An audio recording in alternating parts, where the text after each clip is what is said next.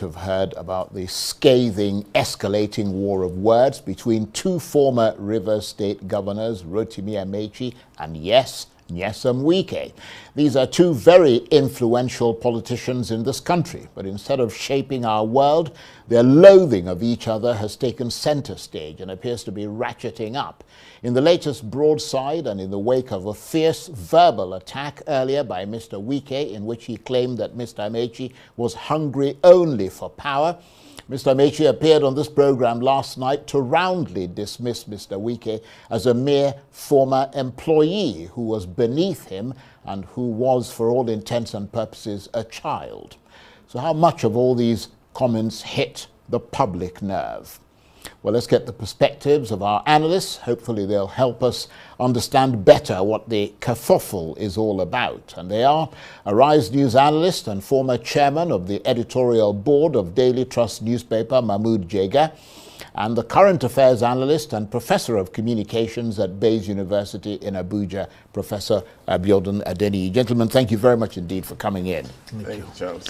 Let me come to you first, Prof.Jega. A lot to unpack there. Mr. Amaechi clearly trying to be dismissive of Wike, who he described as a former employee, essentially an underling, or more specifically a child, who he wasn't going to join issues with. What do you make of that? Well, he's not a child because they are almost of the same age. I think I saw birthday greetings for Chief Amaechi recently, 60. And I think Amaechi is slightly older. I mean, Wike is slightly above that. But their political quarrel has been on for a long time, mostly revolving around loyalty or lack of it that time to President Jonathan and his wife, which in the end led to Amaechi joining the NPDP group that left PDP and went over to APC, and they played a critical role in the defeat of the Jonathan presidency in 2015. Whereas Mr. Wike remained firmly in the Jonathan camp. He was Minister of State for Education and even acting Minister of Education at one time, and they anointed him, as we have seen videos where Mrs. Jonathan came and presented him to many of the Rivers elders and anointed him as the governor. So the quarrel has been on since that time. But of course, as Mr. Amaechi said before that, when he was governor, Wike was even his chief of staff, and they were very close and very chummy. But now they have been on different sides, so all the things they are saying are not very surprising.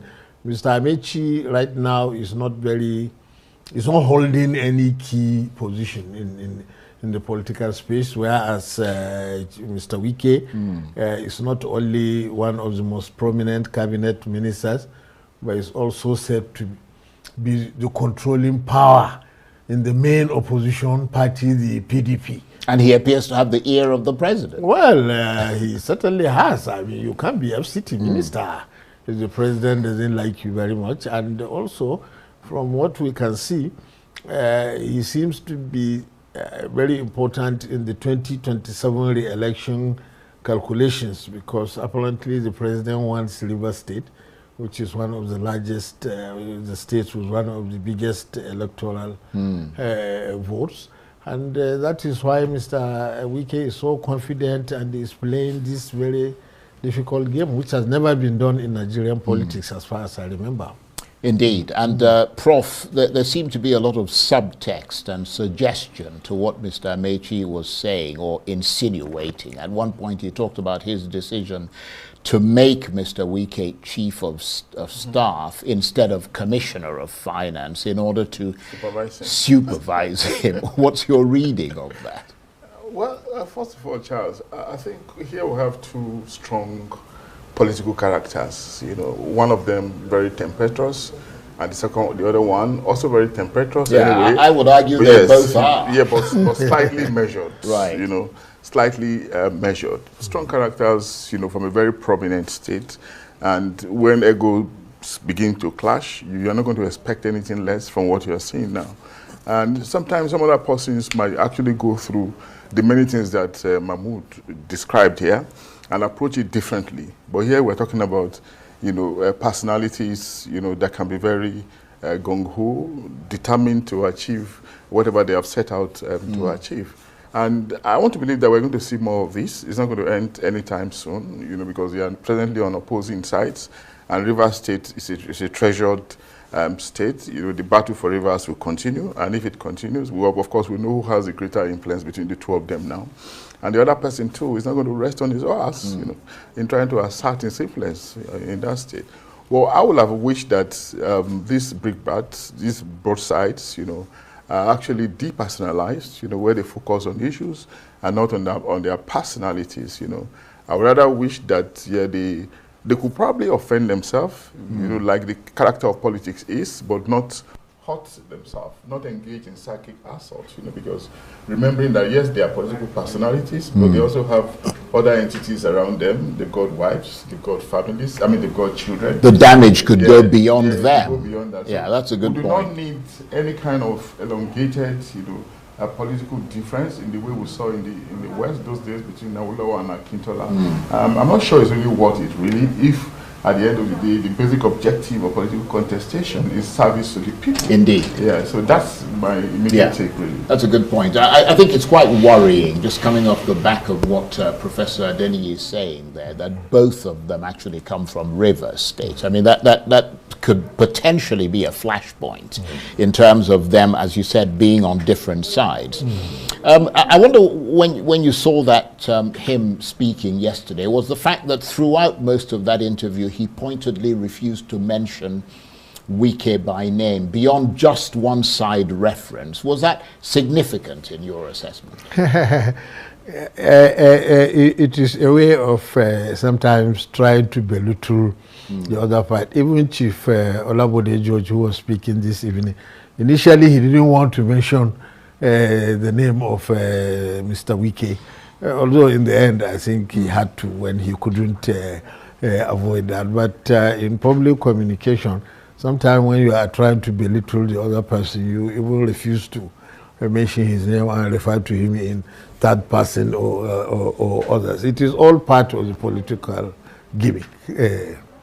Yes, and Prof, was the fact that, I wonder what all this tells us about the character of these two very prominent politicians. You touched on it briefly when you talked about them. I would go beyond what you said and said they're additionally impetuous. but does it perhaps does it also give us a glimpse into the macro character of Nigerian politicians in general, if there's any such thing? No, Charles, but I appreciate your observation, but I don't think that's actually the case. It's not peculiar to Nigeria alone or even to Africa. The US is widely regarded as a bastion of democracy, which means that it should be an exemplar, even though it's not the best democracy in the world. And we see pockets of this also happening in that place. And we've seen in the last couple of years a certain Donald Trump, how he has been very entertaining with those kind of languages, those kind of words, how he badgers and batters opponents, even with words that you can ordinarily describe as dated and primitive. So in that regard, you will say that it is not necessarily Nigerian alone. But what we actually would want is to have, the reduction in this kind of tempestuous outburst, which rather borders on maybe hate or maybe gross dislike, or some differences that are absolutely irreconcilable. And it shouldn't be so. Remembering that, from what we know about our politicians, we have seen politicians in the past disagreeing like this and finding themselves in the same political camp eventually. So, but when you can actually get that done, if you are not too vociferous about the way you attack the other person. And that's what I was concerned about, not hurting each other, not engaging in psychic assault, because by the time you get down to those levels, levels, personal attacks, becomes so very difficult to forget, you know. Indeed. And that's why people should rather be measured, you know. And these are two very experienced people. They've made contributions to their states and even to the nation, as the case could be, given the very significant and influential positions they have held in the past, and they are probably still holding. And they are relatively young at 60. Both of them are relatively young. They still have great potentials, you know. So, but why should we have a situation where it appears as if they are fighting to finish, you know? And that could be very destructive. Remembering also again, Charles, that these are mentors. They are people who appreciate them, you know, who see them as idols, you know, and are probably, you know, they ape them, you know, and if they see them degenerating like this, it could be very disappointing. Absolutely. But what do we do other than to continue to appeal to them? Absolutely. I mean, they're clearly two hugely ambitious people with enormous egos as well. But beyond Mr. Wike Mahmood, Mr. Amaechi also raised the question of what he said was the refusal or reluctance of the Electoral Commission, INEC, to register the new party being proposed by the opposition coalition, something he interpreted to mean that the Commission was working on behalf of the ruling APC party. He said that would never have happened when your brother, Prof.Jega, was chairman of INEC because he was fiercely independent and incorruptible. Well, what do you make of that assertion?